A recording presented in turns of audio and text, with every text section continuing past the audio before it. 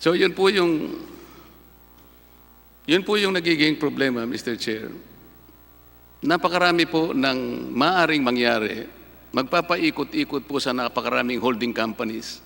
Kung minsan po yung transaction, hindi po natin malaman kung ito'y nakarehistro bilang asset, bilang liability, o kung kanino libro dapat matala, sapagkat makikita natin, napakarami po ng holding corporations na humahawak sa mga korporasyon din nila, na maihirapan po siguro, kahit siguro yung pinaka-masusing, pinakamagaling na accountant.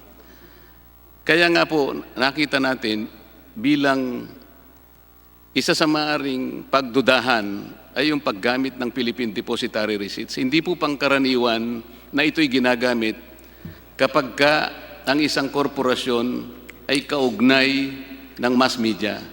In regular corporation,